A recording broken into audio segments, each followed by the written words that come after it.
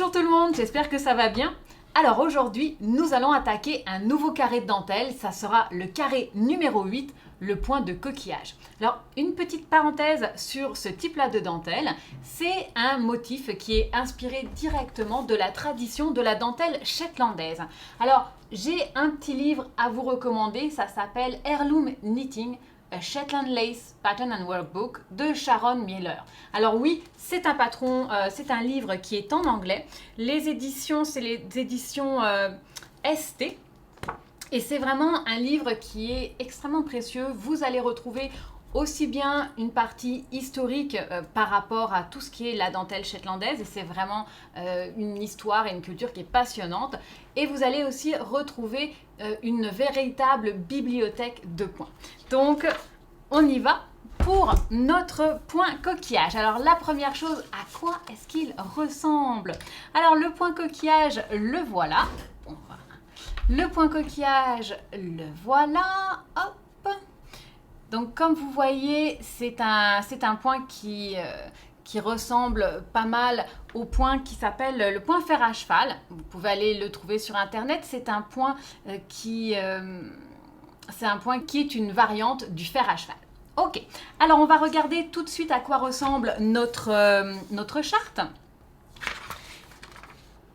Au niveau des symboles, on retrouve ce que l'on a déjà vu dans les carrés 7 et 6, c'est-à-dire les petites diagonales qui vont vers la droite et vers la gauche, donc vers la droite pour 2 mailles ensemble à l'endroit et vers la gauche pour le glisse-glisse tricote. Qu'est-ce qui est nouveau?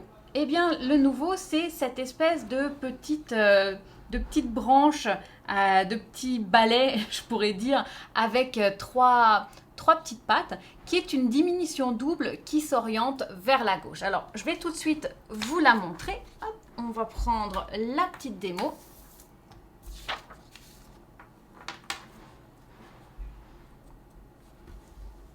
Alors, pour faire cette diminution double orientée à gauche, la première chose qu'on va faire, eh bien, on va glisser une maille, mais on va la glisser comme pour tricoter à l'envers. Donc, vous glissez la première maille, le filet derrière, comme pour la tricoter à l'envers. Et après ça, vous allez tricoter les 2 mailles suivantes ensemble.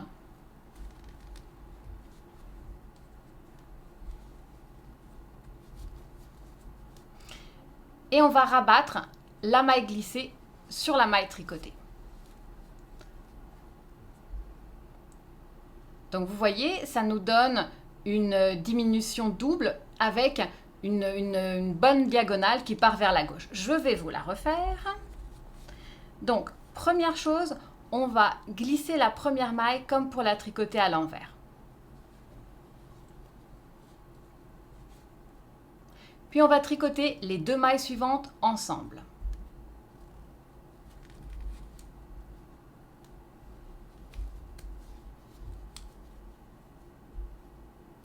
Ensuite, je vais rabattre la maille qui a été glissée sur la maille obtenue en tricotant les 2 mailles ensemble. Voilà. Donc comme vous pouvez le voir, ça nous donne une maille en dessous avec une diagonale qui part vers la gauche. Donc ça, c'est pour la diminution double. Pour les autres diminutions, donc on les a déjà vues auparavant, ainsi que le symbole du jeté. Maintenant, au niveau de la compréhension du patron. Donc, pour réaliser le point coquillage, on va monter 40 mailles, tricoter les 3 rangs au point mousse, donc comme on a déjà fait pour les autres carrés.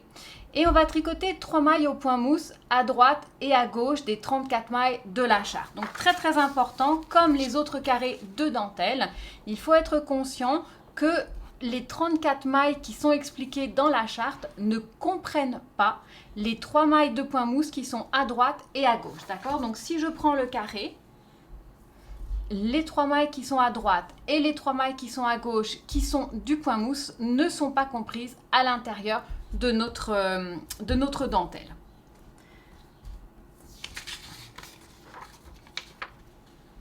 Au niveau de la compréhension, donc on va tricoter les rangs ici de les 12 rangs de notre charte, et cela, on va le répéter 4 fois. Donc on répète 4 fois du rang 1 au rang 12, donc ça va nous faire un total de 48 rangs. Puis on va terminer par 3 rangs au point mousse et rabattre très souplement. Voilà, donc c'est une dentelle qui est assez simple. Qu'est-ce que je peux faire à partir d'une dentelle comme ça si vous avez envie d'aller un petit peu plus loin que juste le carré? Bien sûr, eh bien, vous pouvez faire une écharpe, ça sera vraiment une écharpe qui sera très aérienne. Si vous allez travailler une écharpe avec un point comme celui-ci, je vais vous conseiller un mélange, par exemple, laine et soie ou soie et lin, pour avoir vraiment quelque chose de très très agréable. Et toujours quand on va faire de la dentelle, on va tricoter avec une aiguille un petit peu plus grande que ce qui est recommandé pour la laine. Par exemple, si j'ai une laine fingering, donc une laine assez fine qui se tricote normalement en 2,5-3, eh bien je vais plus aller vers une grosseur 4 ou 4,5. Je vous remercie beaucoup d'avoir été avec moi aujourd'hui pour ce carré numéro 8 et je vous donne rendez-vous la semaine prochaine pour le prochain carré.